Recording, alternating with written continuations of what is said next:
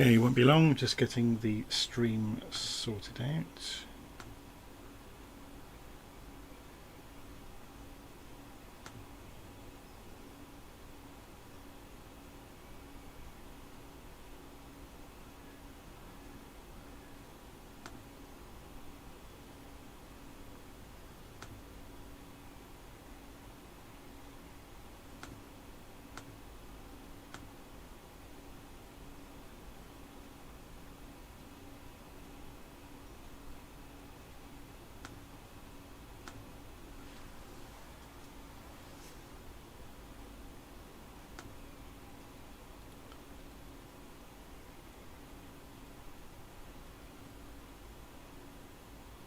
Okay,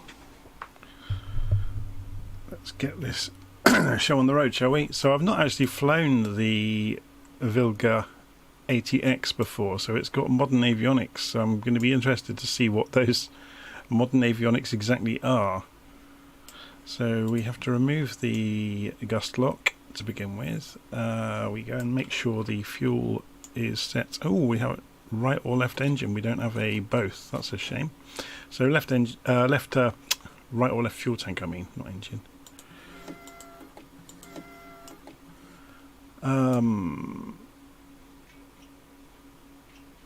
Do we have pressure? Yes, we do have pressure. That's good.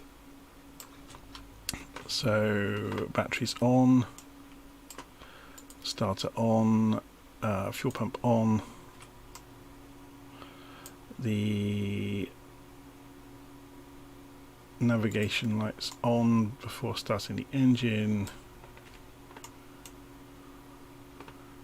Magnetos to 1+2. Mixture fully rich. Open the throttle slightly and hopefully. Okay, I've done something wrong. Let's have a look. Fuel pump would be good, wouldn't it? I did the fuel pump, yes. I'll put the anti-collision lights on as well while we're at it. Starter. Oh, oil. That would help. Let's try priming it again. We still have air pressure in the cylinder, which is good. That's better.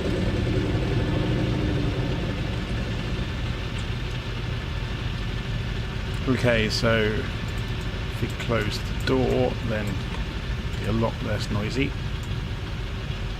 Or a little bit less noisy. This is a Wilga after all. Now we have it started. We can turn the starter off. We can turn the fuel pump off. We can go and turn the generator on and start switching everything on around the aircraft. Cockpit light, ceiling lamp, don't need that. Instrument lights, don't need those. So we can go and close the air cylinder for the starter now. Go and open the cooling vents. That's better. Okay, then pull out the clipboard. Remove the chocks and the pitot covers. Oh, of course, that's connected to the parking brake. I forgot that. So we're just going to stick the brakes on and put this away. So just looking at the temperatures here, we need to warm this up a little bit, or just wait for the temperature to come up. So cylinders are still warming up. So this is the propeller RPM. It's raining. Where did the rain come from? Rubbish.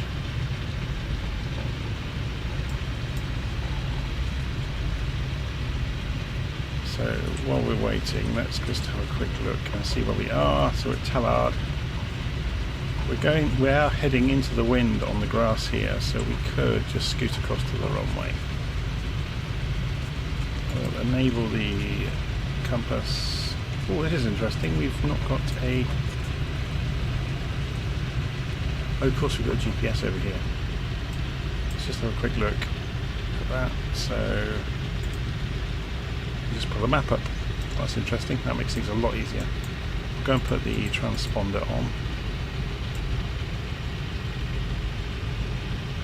So we only get the...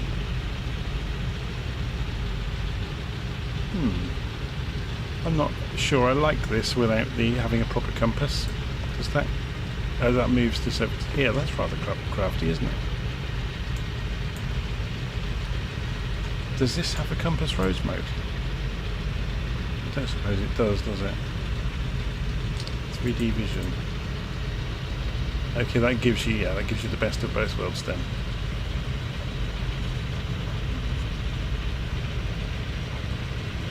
So flaps, takeoff position.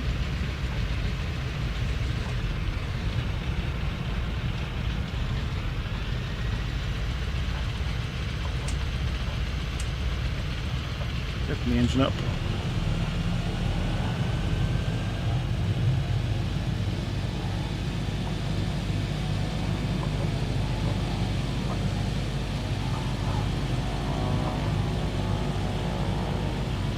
And we're up.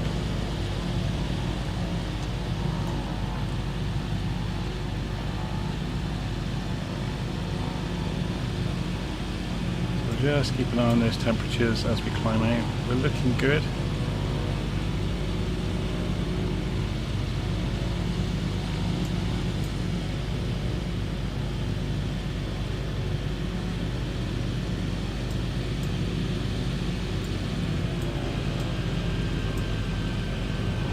So the RPM was a bit fast on the propeller.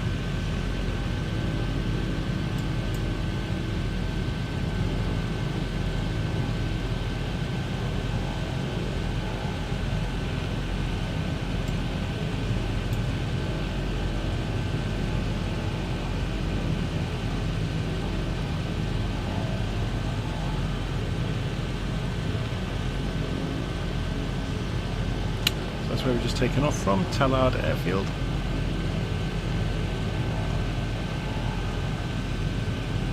And we are going to head into the Alps. So we're just turning north.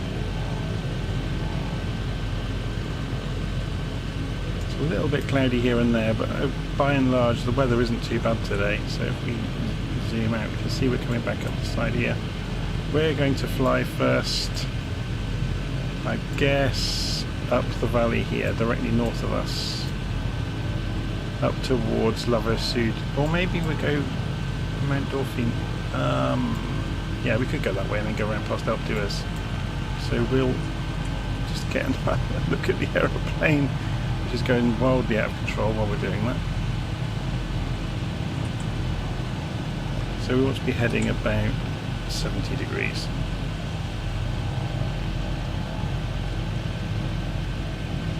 We'll go back over towards the valley.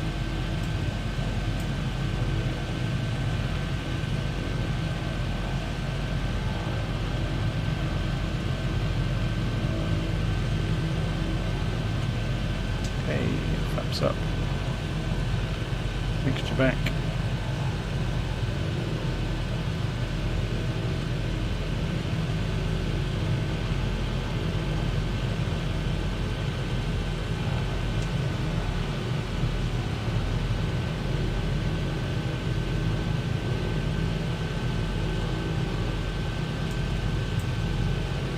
Rainbow.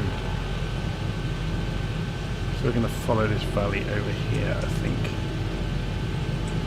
Yeah.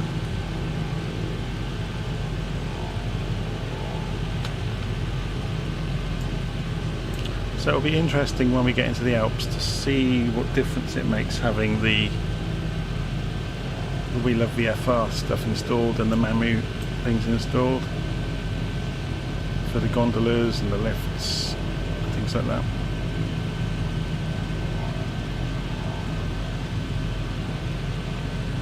Could have done without this rain though, hey? Hopefully we'll fly out of it fairly soon.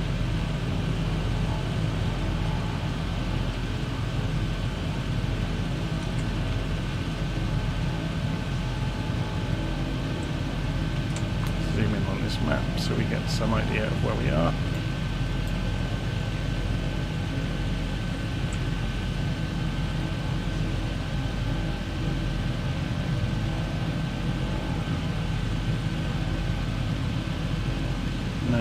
Manifold pressure.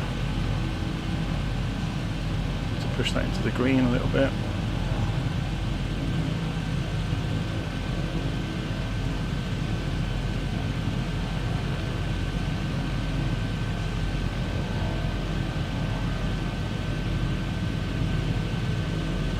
Looking good.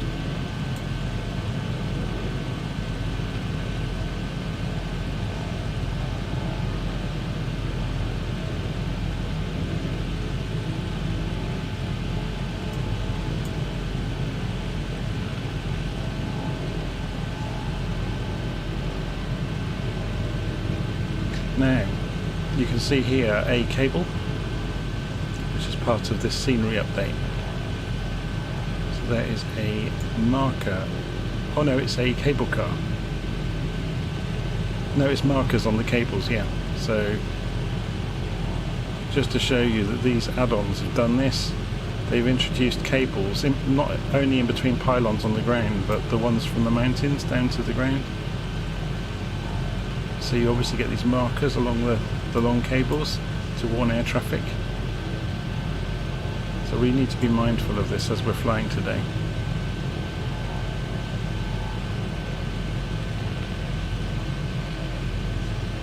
So there's a pylon at the top of the mountain, look.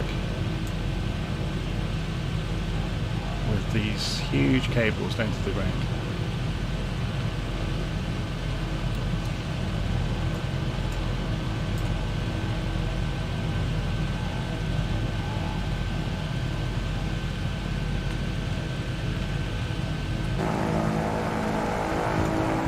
This is the Wilga, little Polish aeroplane, and it's fantastic. It's really, really wonderfully modelled.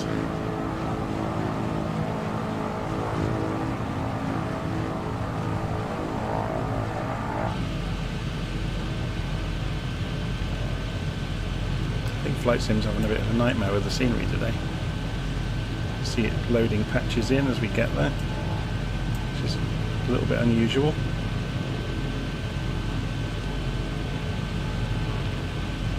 Let's change the server we're on, see if it makes any difference. I think this is just multiplayer though.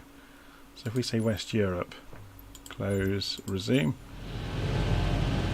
See if it makes much difference to it.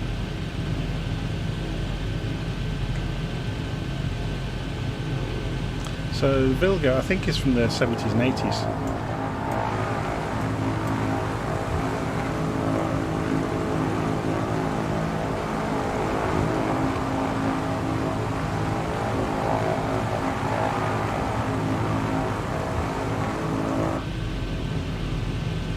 The weather's closing in on us, isn't it? May have to, and it's not looking great over there either. Looking at that cloud bank. So we have a dam here.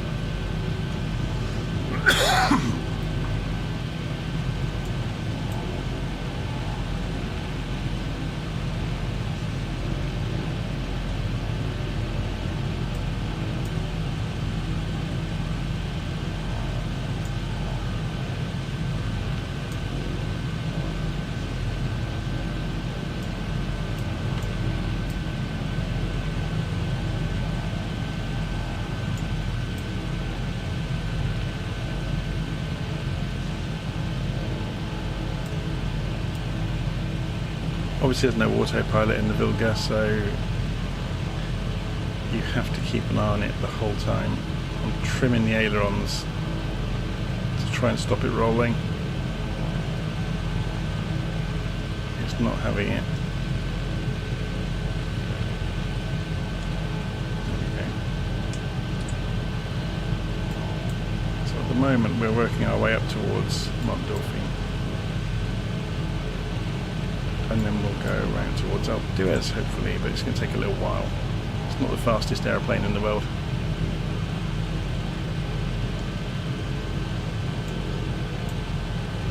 The nice thing about this plane is it's pretty much study level, but you know, everything works, and everything works as it should. So all the switches, and you can obviously measure the amperage and all that kind of stuff. You can see the draw as you switch things on. This is the modern loadout. You get several versions of it. I've commonly flown the older one in the past. I just thought I'd try the retrofitted modern version to see what it looks like. So I'm just keeping an eye. I've got the engine on realistic, so I'm keeping an eye on these temperatures just to make sure, because we do have easy control of carburetor heat and things like that.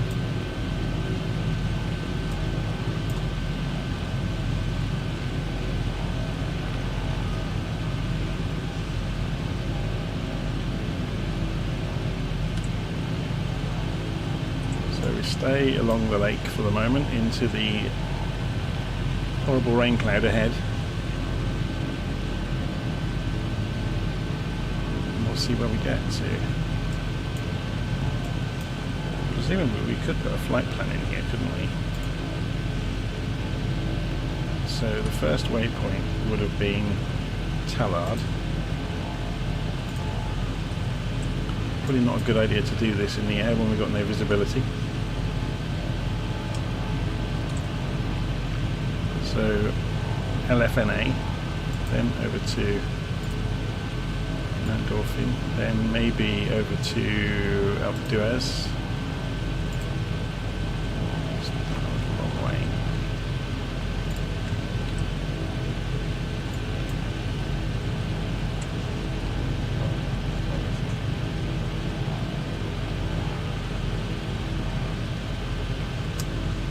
Okay, this is not ideal. But thankfully we have 3D vision on the little GPS unit, which is helping us.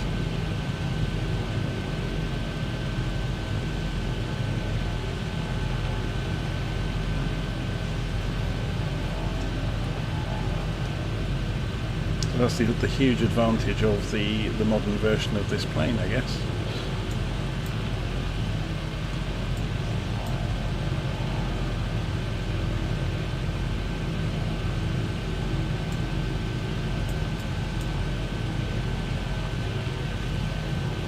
Oh dear, it's a bit misty out there, isn't it?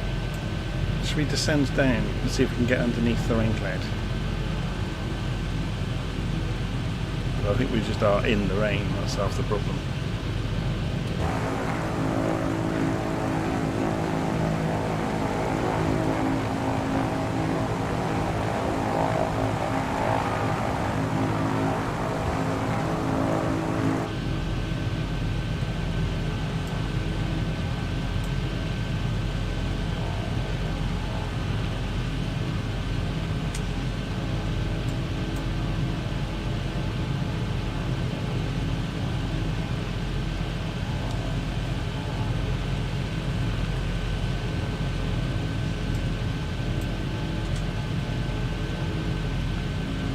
Much fun at the moment. Hopefully when we turn around out of the valley we'll come into some clear air.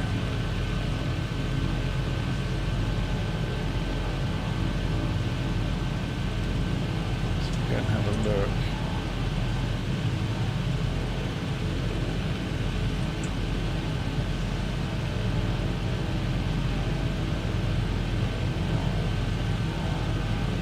Oh, there's another aeroplane.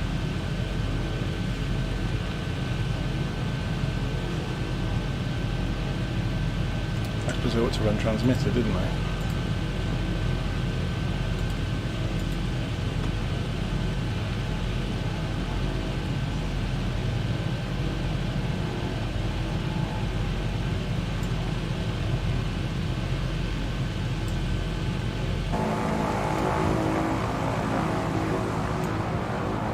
Okay, we're going into near zero visibility now, which is going to be fun.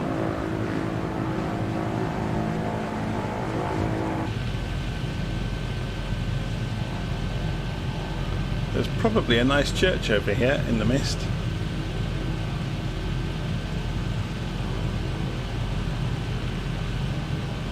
I'm having to be careful because I know there are going to be power lines and stuff like that around. Pylons, yeah, there's a really nicely modelled church.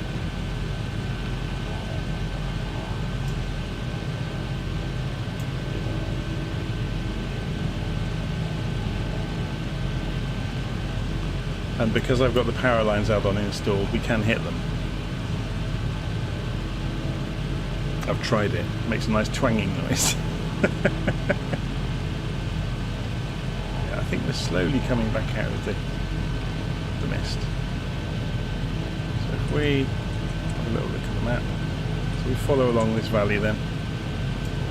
So just keep an eye on it here. Slowly ascending as well.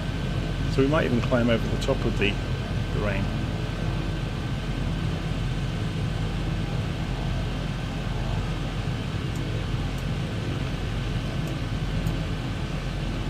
Just a case of trusting the instruments, isn't it?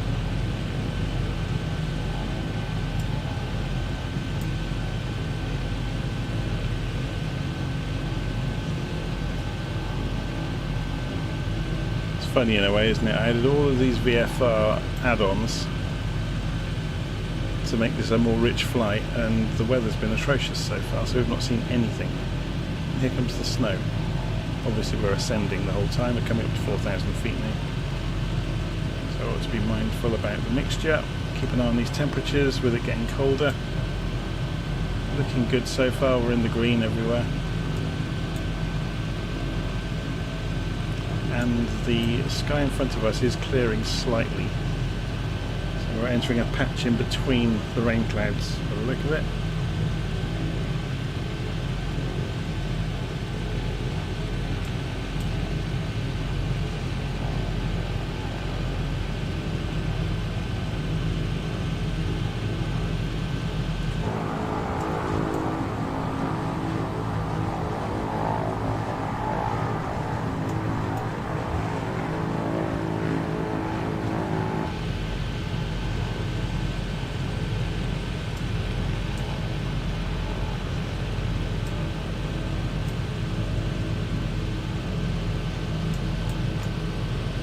If you get bored, we've got the campfire with us and the guitar and a case of beer.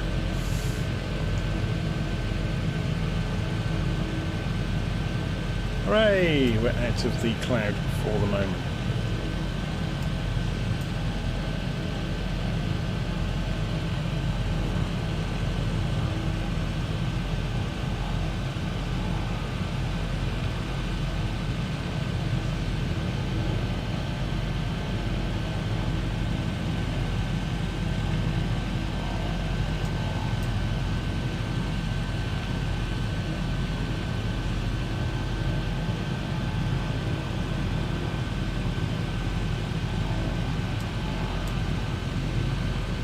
Half decent look at the aeroplane now. Out in the clear.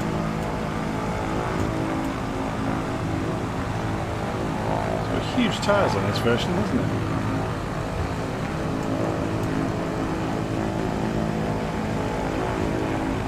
You can see it gets thrown all over the place by the weather.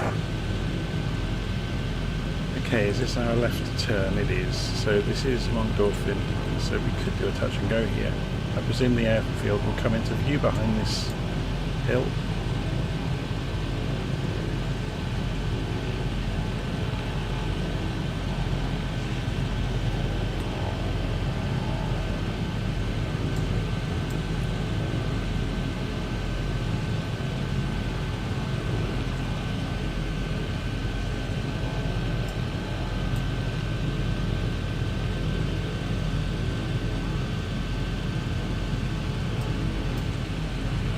There's the airfield. So wind is from the southwest, so we've got a crosswind. Should we do a touch and go?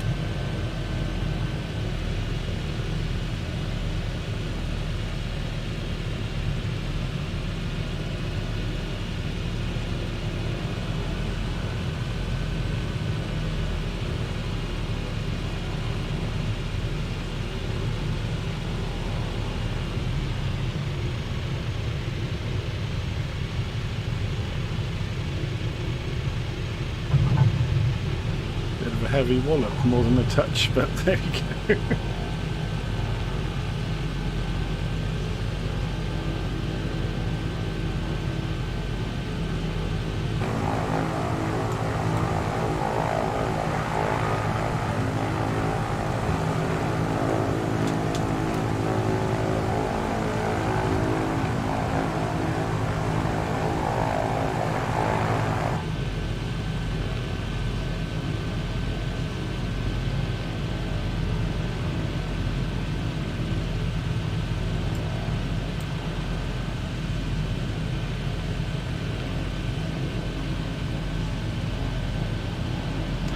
So Clueless is asking what's the limitation for the crosswind on the Wilga. I've never tried it, and I've not read the limits in the book, so I imagine it's going to be kind of 20-25 knots, I would have thought. I don't know though. You get very good documentation with it, it's worth pointing out. So we need to be climbing, so I'm going to push the engine and keep an eye on the temperatures. Increase the RPM slightly. So there's the RPM, we're pushing up towards the yellow.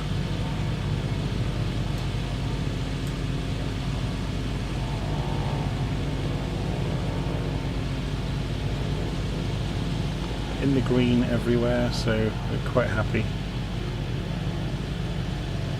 Carb air temperature is edging towards the yellow, but it's still in the green.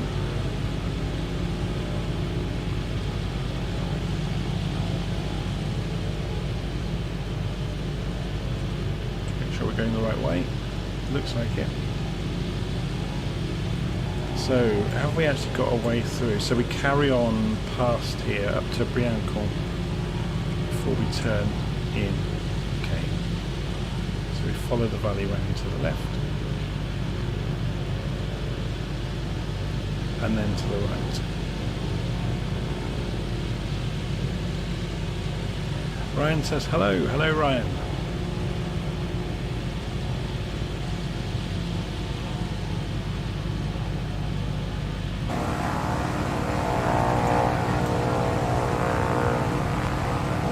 As you can see, we have that horrendous weather we flew through behind us now.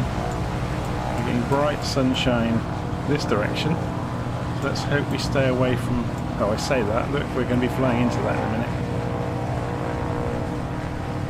which will be fun. Let's have a look at the fuel situation. Where is it on this thing? Oh, it's on the wings probably, isn't it?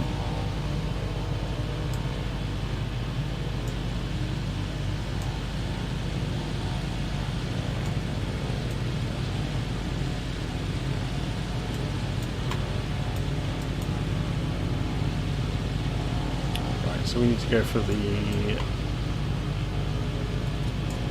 right tank now for a while. We'll need to refuel fairly soon. This doesn't carry the most fuel in the world.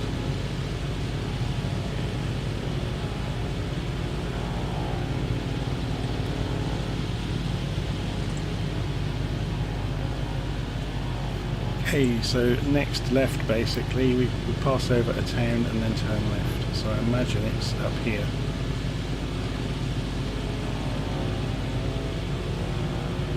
We'll be into the extreme weather again.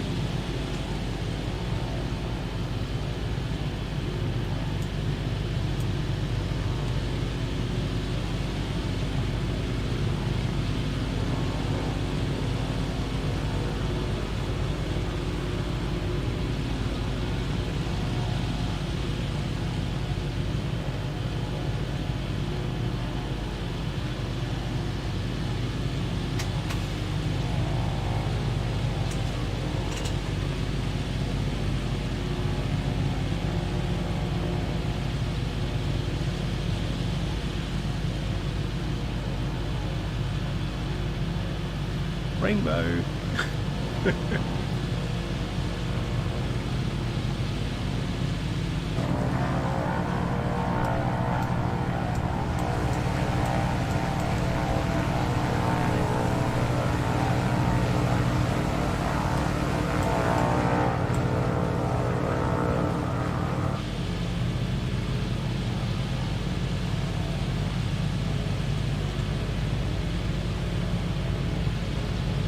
bit down to have a look at the town.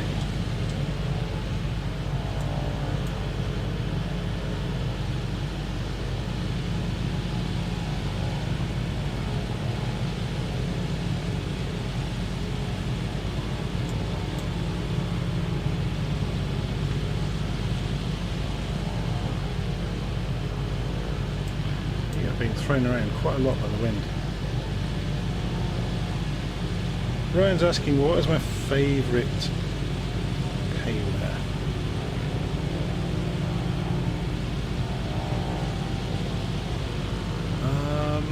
I don't know. I like loads of planes. I don't really have too many kind of favourites really. The new Bonanza is very, very good. I'm looking forward to the Baron that Black Square are coming out with soon. That'll be good fun as well.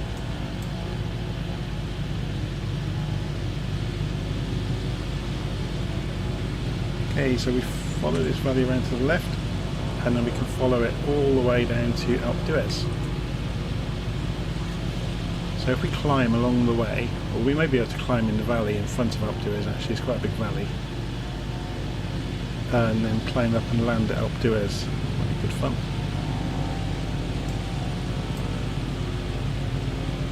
There's actually a terrifying airfield just around the corner from Alpe d'Huez called Valois-Bonnuy, where there's only one approach, and if you get it wrong, you've had it basically.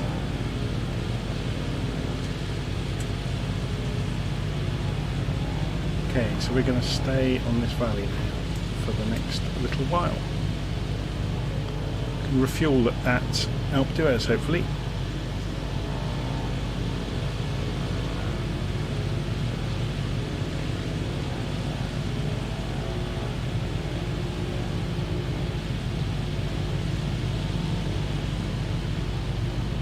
This seems wrong, having electronic instruments in this. It doesn't suit it at all. It is nice having the 3D map though.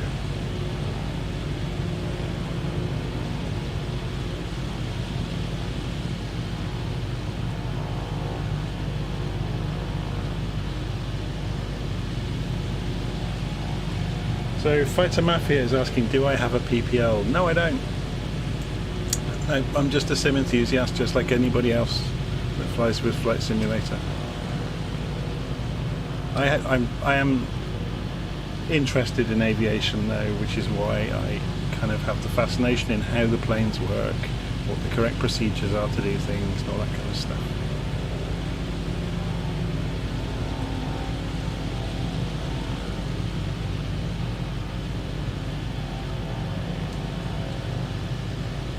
So Ryan's asking, does this have a Garmin in real life? So this is the Wilga 80X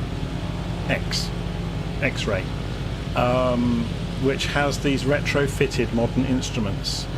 There are various other versions of it that come with the Wilga that are various different levels of rudimentary functionality. So some of them are the original Polish version, with obviously Polish labelling on everything. There's also the English versions which have got 880 in their names. But the plain 80 version has just got all the original analog instruments, which is great. And it's got kind of 1970s style radio kit over here.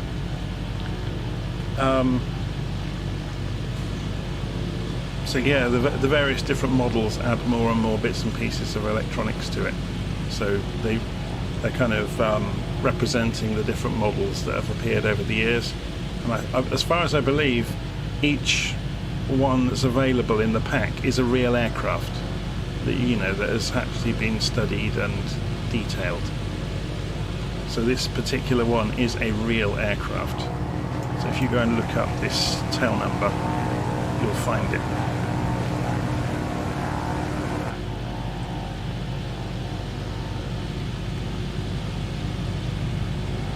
I think that's quite common in flight sim now, that when you see different liveries and different loadouts of aircraft in the more kind of study level aircraft, they actually represent real world aircraft.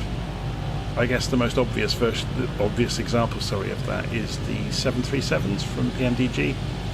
So the PMDG 737 can be kitted out with all sorts of different hardware options inside, but the preset liveries that come with it are pre-configured with the exact loadout of the real aircraft in each case.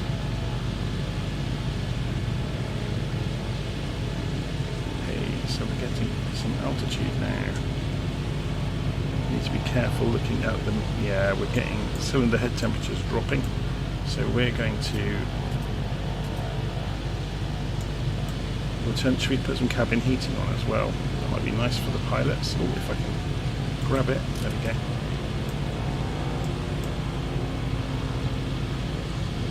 Just keeping an eye on these temperatures.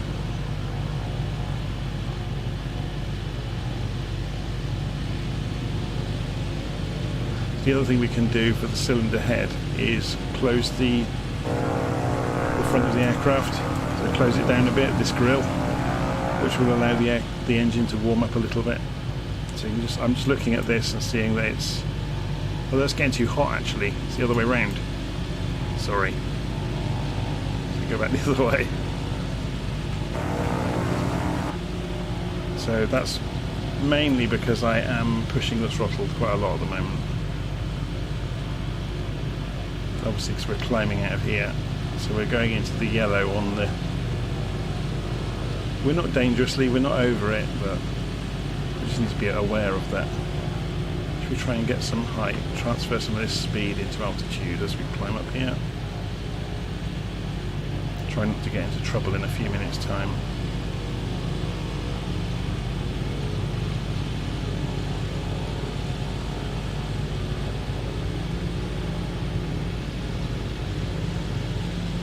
So we're holding 80 knots. Climbing quite significantly.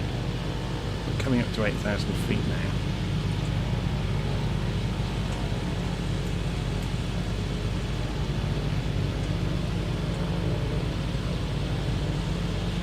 So we'll be turning this corner soon.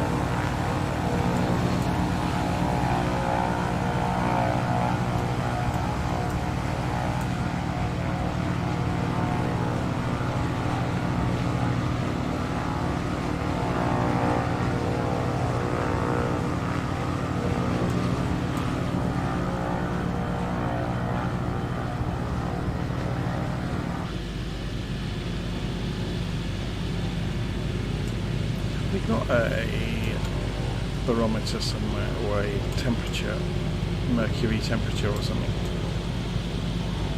Don't think we have we?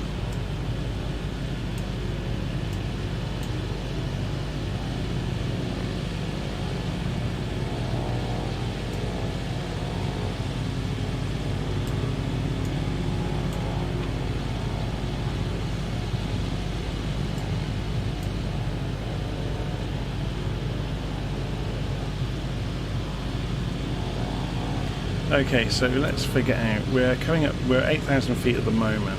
Let's have a look on the map. What altitude is Alpe d'Huez at? 6,000, so we're already above it. Okay, that's good. So we will stop climbing and just fly level for the next little while, looking at the vertical speed here. We're 8,300 feet, so a couple of thousand feet higher than Alpe d'Huez.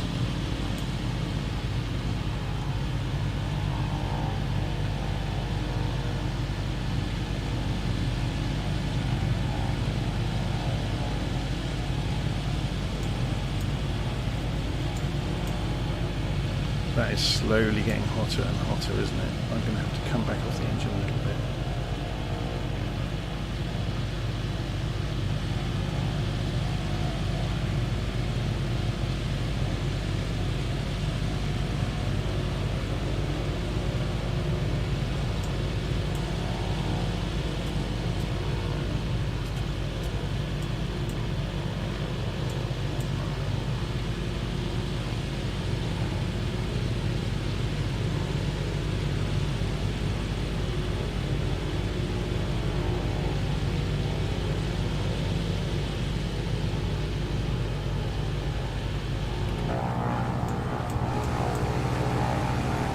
Oh my word, those vents are closed, that's why.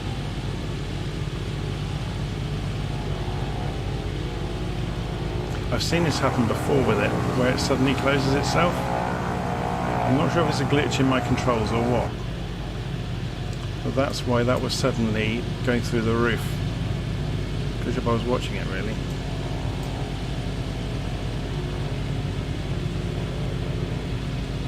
Yeah, it's falling back down now gradually.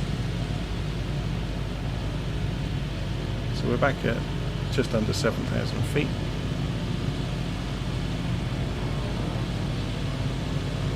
Yeah, we're good now. Needless falling. I've got the engine on realistic, so if we go and kill the engine, it'll be good night and looking for somewhere to dead stick into.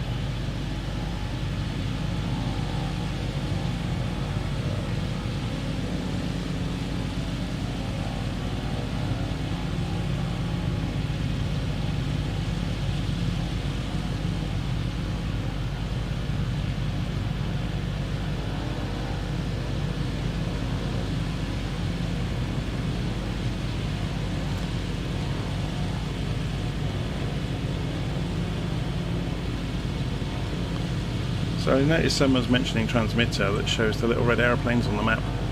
Yeah, I wrote transmitter, oh crikey, must be a few months after Flight Sim came out.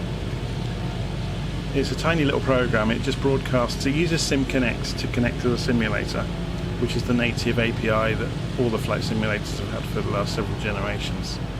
It's just a tiny little Windows program that reads your position from the simulator and broadcasts it to the internet. And there's a website on the internet, Virtual Flight Online, and there's a database there of the reported positions of people running transmitter. So then from that, there's an option in Little Navmap to read online players from a URL, you know, read their positions. So I basically wrote the web page to output the database positions in the correct format for Little Navmap to read. Therefore you get those little red aeroplanes on the map. The other thing you can do is visit virtualflight.online/who, and it tells you who is online right now running transmitter and where they are in the world with a nice map. This is looking a bit dangerous, isn't it? So this is actually quite a high point through here. We're just below 6,000 feet. I'm going to start climbing. And of course the weather's closing in at the same time, which is always the way. The Wilga does not have autopilot, if that's what you're asking, David, in the comments. It's a manually flown aircraft. It looks a bit like a garden shed that's been put together wrong. But it's great fun.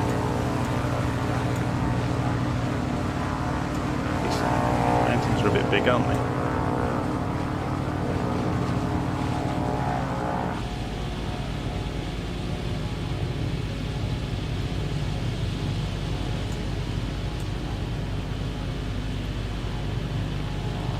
How are we doing on those temperatures? Yeah, slowly falling back into the green on the cylinder heads, so that's all fine. Whoa, turbulence. Where is the RPM gauge? If we look down here, you can see if I need to see where I'm going at the same time as fiddling with things. If I pull this down, see that? So that is essentially RPM of the propeller.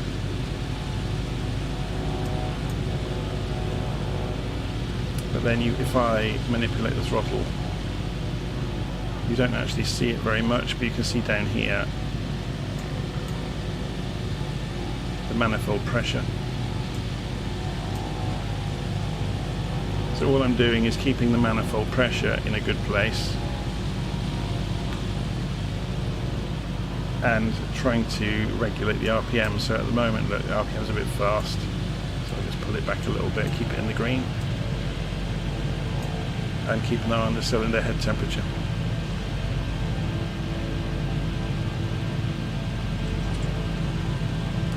Okay, so Alpe d'Huez, we carry on around the corner. And then we should get visuals on it. Now there are going to be cable cars and all kinds of things in the way, so we need to be a bit careful. So Alpe d'Huez was at 6,000, we're at 5.5, so we're going to climb.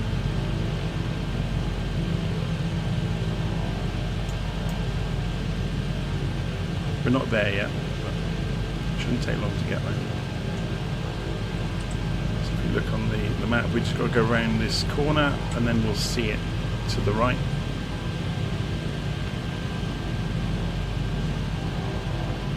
Of course, it's taking us into the horrendous weather, which is not ideal.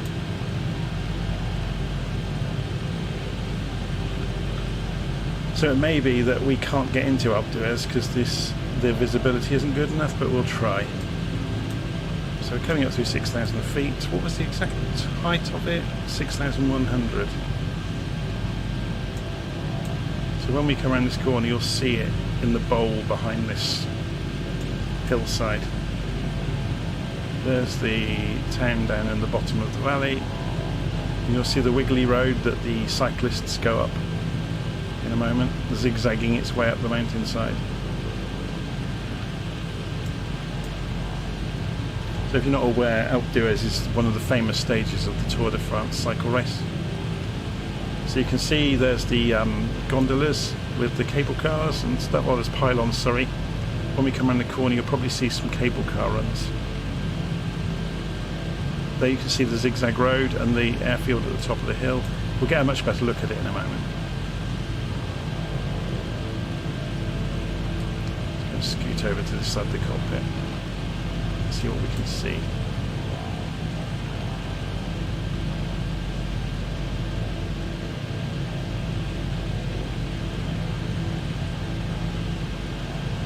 So there's the airfield, so we need to climb.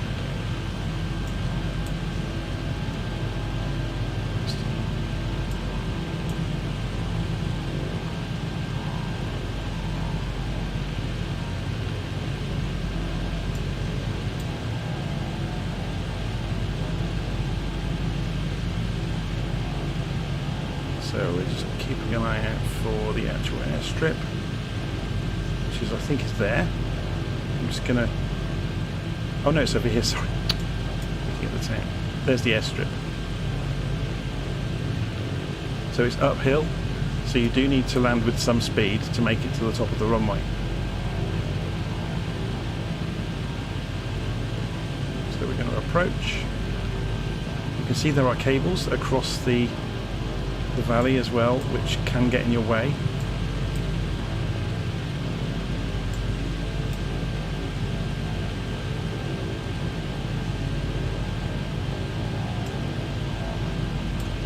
Again, it's one of those runways where if you get it wrong, there's no way out really other than to fall into this valley and try and go downhill.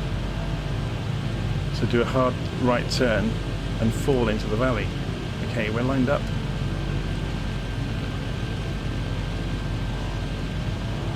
So we can start coming off the speed. Drop the flaps.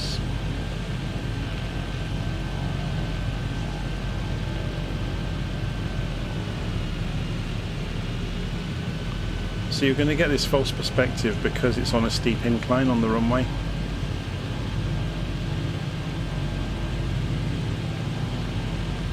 So you almost come in too fast on purpose. Yeah, there's a gondola run right in front of it, look.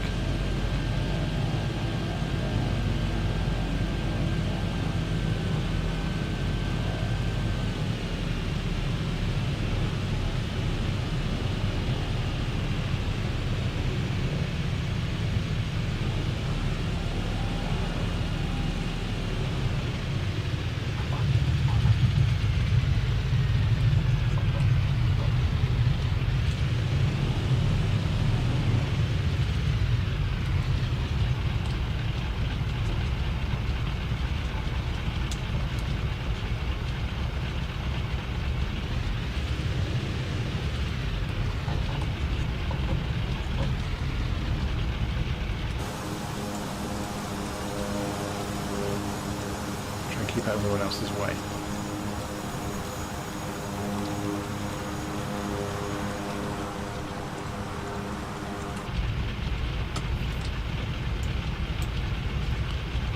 Okay, mixture. So if we pull the mixture back, kill the engine. I'm surprised that didn't open the fuel panel. Interesting. We'll turn... Actually, we'll leave the electric on for the moment. We're just going to go and fill it up with fuel, aren't we?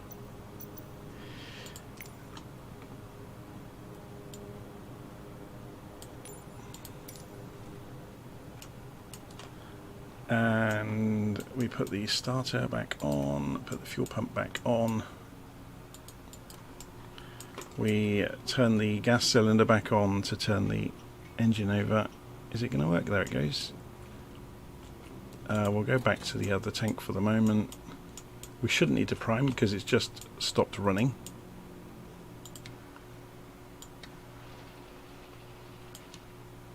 Okay, what have I missed? Oh, fuel mixture. It'd help if I put some fuel through. There we go.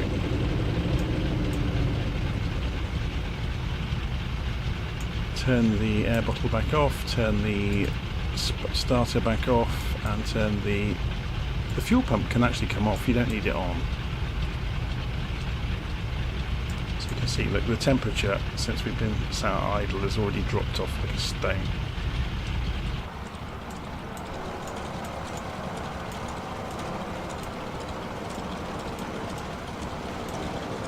Looks quite forbidding, doesn't it? So if you look in the distance over there, you can see the gondola masts and the chairlifts. And there's further ones over there, look, they're all over the place.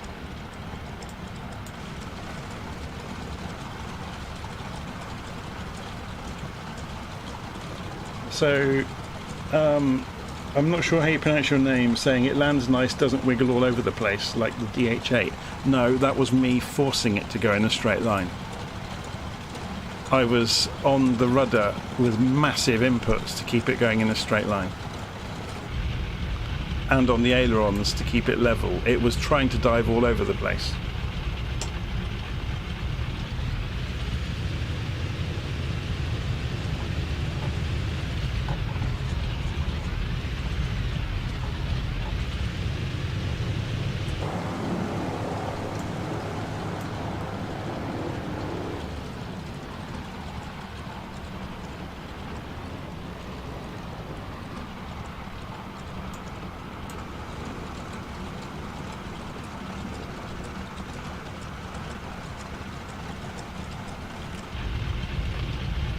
Okay, let's just sit here on the parking brake for a second and have a look at the map. Figure out where we're going to go. So if we leave here, we could fly out into the valley, I guess. Go to Lover Sud next. But we'll go out across the ridge there and then up to Alpeville.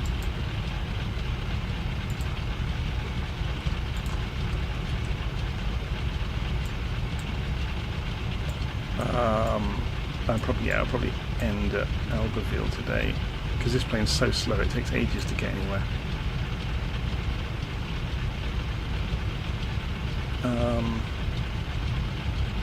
Unless we go back round to Courchevel afterwards. That might be the thing to do actually.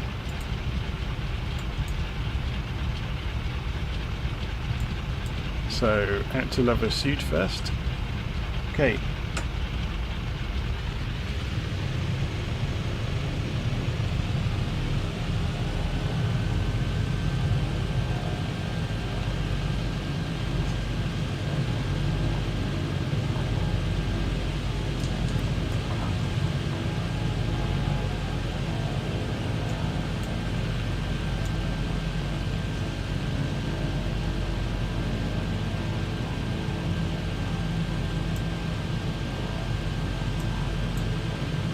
Mindful of these cables.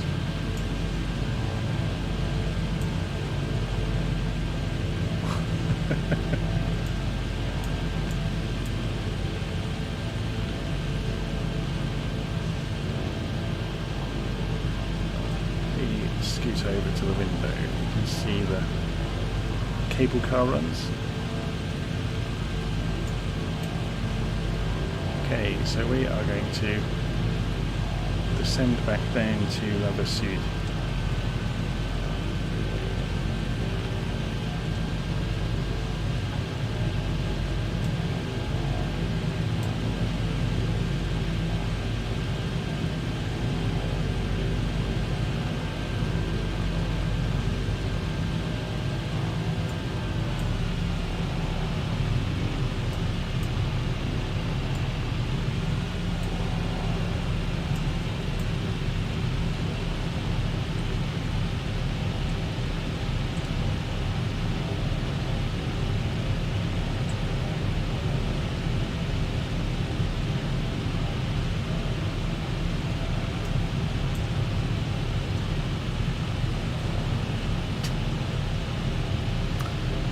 What was the airport code for Alpe d'Huez? It's Lima Foxtrot Hotel Uniform.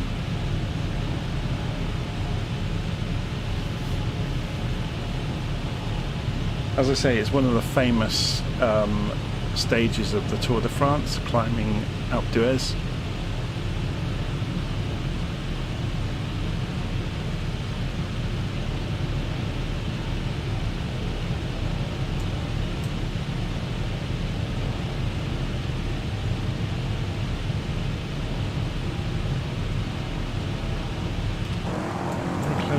Yeah, the blooming engine has closed itself again.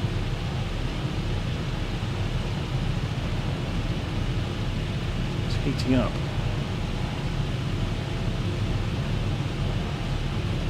That's better.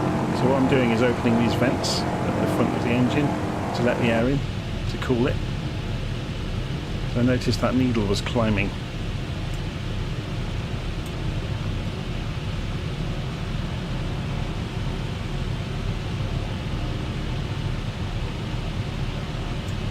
RPM could do with being a bit higher to get it into the green.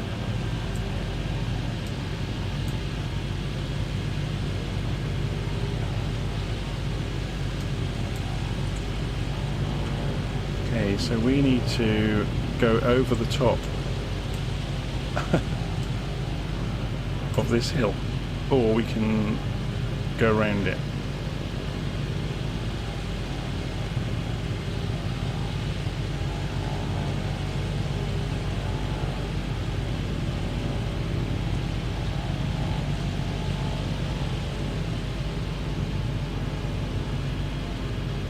Doing essentially is scooting along this valley, and then we'll jump across the ridge when it gets low enough. Basically, we may be able to nip through this gap here. I'm guessing that's there, but it's going to be a tough climb.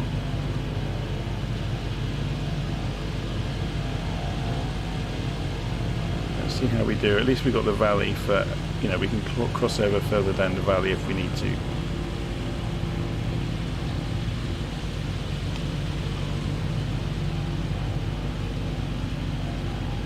Did I turn the compressed air back off? Yes, I did.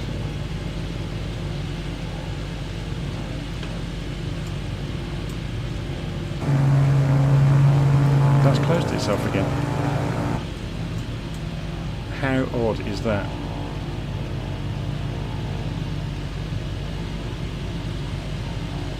Something really odd. I'm going to have to check the controls at some point, because I definitely didn't do that.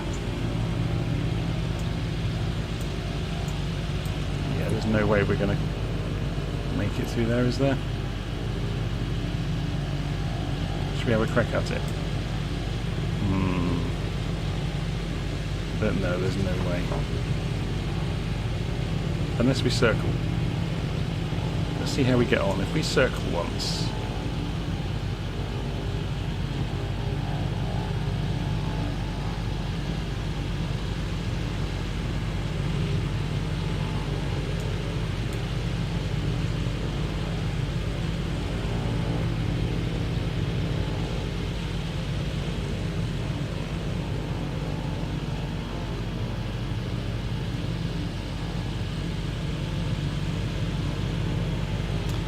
comes the rain.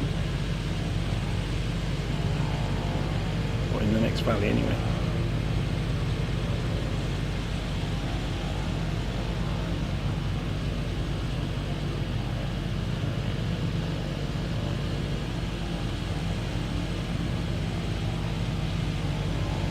Yeah, we're running out of airspeed. Gonna have to drop the nose and get some airspeed back.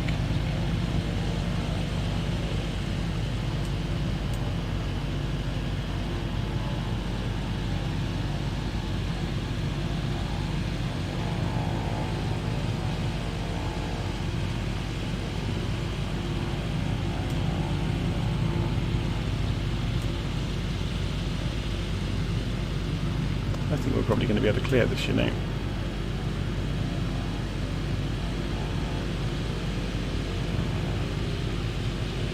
Just.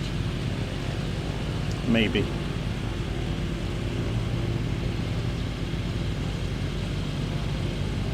Just leaning the engine out further.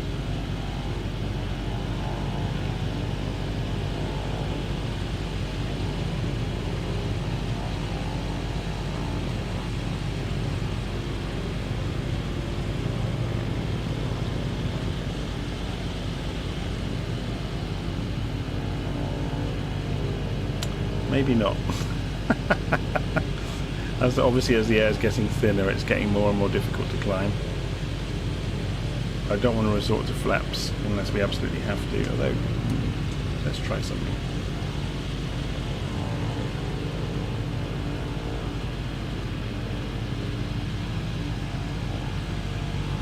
No, we're not going to make it. We're going to have to turn back.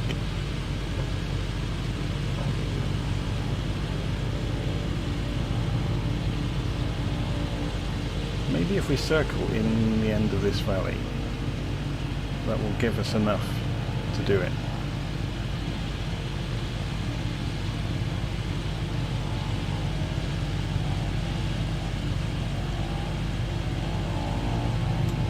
Getting pretty high. Just want to keep an eye on this to see that we're still climbing.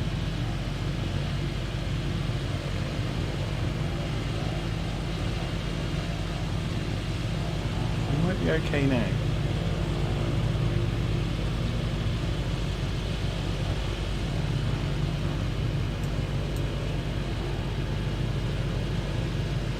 Got lots of airspeed back.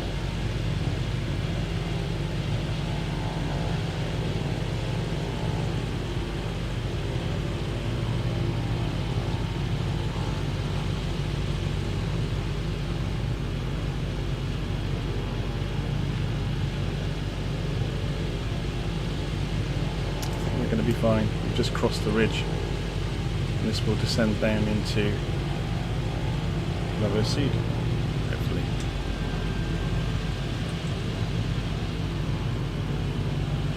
So we just follow this valley. Oh, here comes the weather though. This is going to be a blind run down into the bottom of the valley. Keep it on the indicated airspeed. Don't want to go too fast.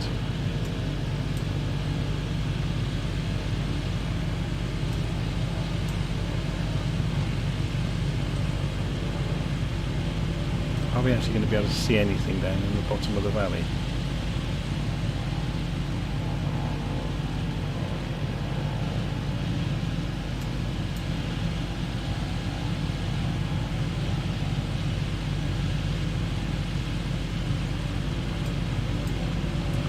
I think the worst day ever for a VFR flight, haven't they? This isn't VFR at all. So Outdoors is saying, have you noticed increased in wind shear, air stability, etc. since the latest update? It's more bumpy, but that's good because it wasn't before. There was a really good video with, is it NG Driver, the 737 pilot that works for PMTG, or is contracted by PMTG to help them. And he did a couple of demonstrations of the aircraft in, you know, with the gusts and turbulence, and it was really good. And he was basically saying it's the closest he'd seen to the real world, to his, you know, to his real experiences. But I need to check where we are, because this is getting dangerous.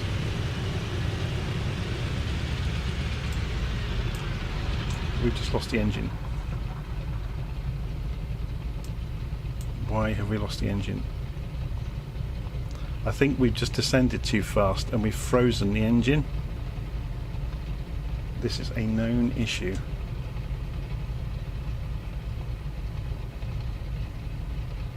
So we may be putting this in a field.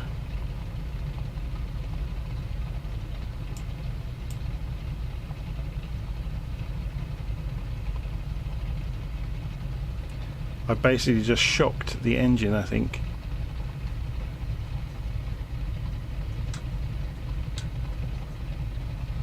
So if we put the fuel pump on,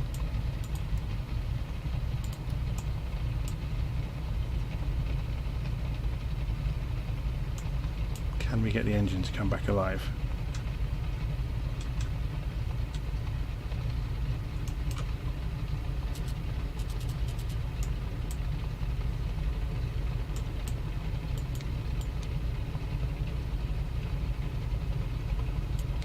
Doesn't look like it. What's the airspeed like? Can I get in on this field here?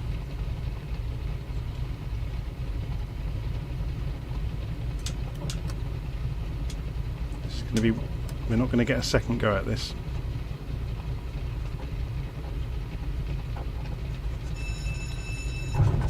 Whoa! We lost the engine, and there really wasn't anywhere to go.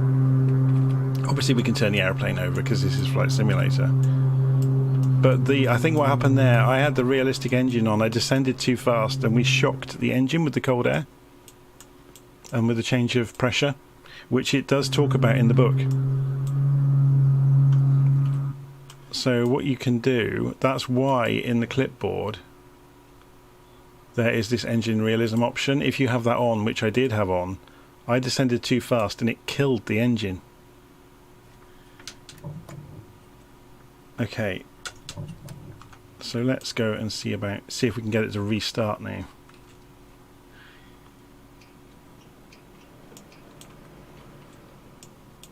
Yeah, we just ran out of luck there, really. So overhead we've got the fuel pump is already on, starter's on, all of those are on. The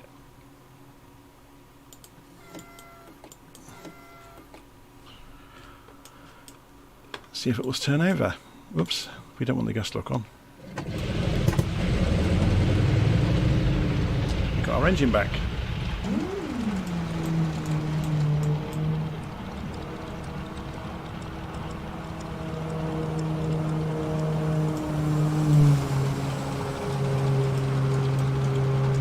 Is he going to make that? How far away is that hillside?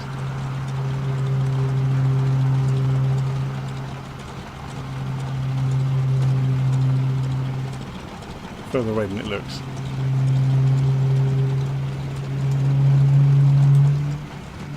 So if I taxi around these trees,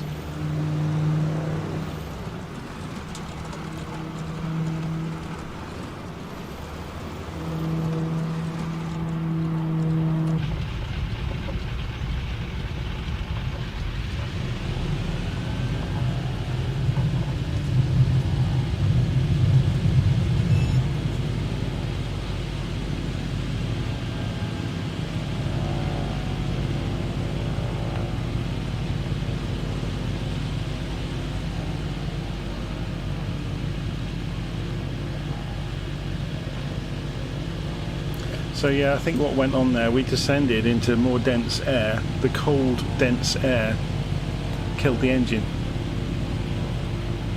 I'm not sure what the procedure is to get out of that. It may be that there isn't a way out of it in a hurry. And watch out for these cables. You see those? Saw them at the last moment, thankfully, because there's those markers on them. We would have hit them. So there's the airfield we didn't quite get to.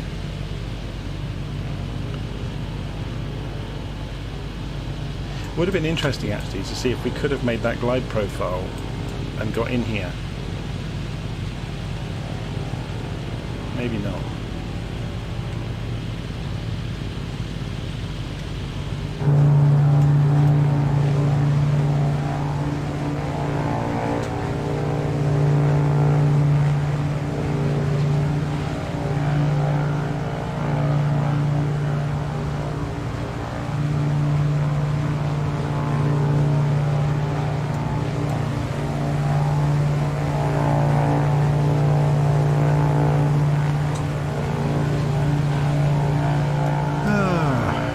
Yeah, I think you just need to read the book to read the correct procedures, because it follows the, you know, the way the real aircraft works.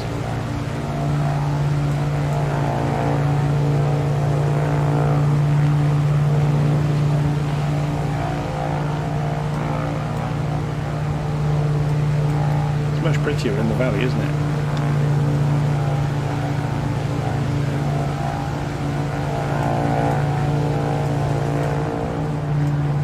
Best rainbow ever. About to fly into the unknown again. Cue Idina Menzel.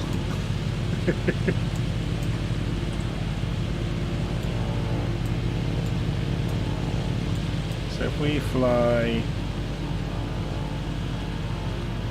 yeah, I'm not sure. Should we just end it here for today?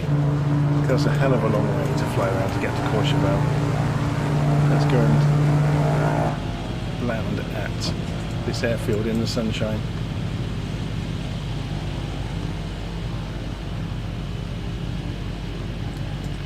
So which way was the wind?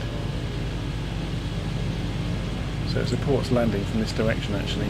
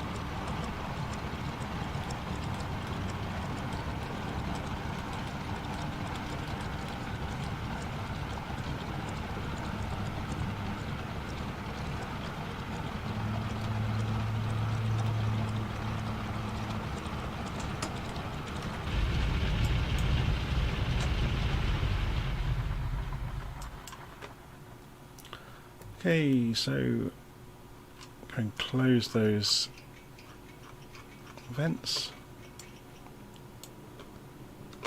Turn all the lights off and the electrical systems. Oops, don't need the wipers on. Not that they do anything anyway. Starter, oil, pressure, oil, and navigation lights, generator and battery. And open the door. think you can take the whole door off on the other side. Yeah, you can.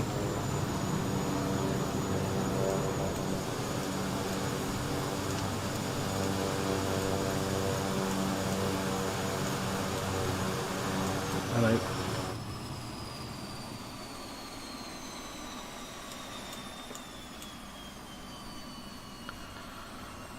Okay, that was fun. Obviously, yeah, I need to go and read the procedures for the Wilga to see what you do with a cold shock to the engine to recover it. I think somebody had it right in the comments that you just close the vents at the front, but how you get it to start again, you may have to do an air start, I guess, but that would require altitude. I'm not sure. Be interesting to look that up. Anyway, I'm going to call it a day there. Thanks for those that followed along, and I'll probably be online again soon, and I'll see you soon. Take care.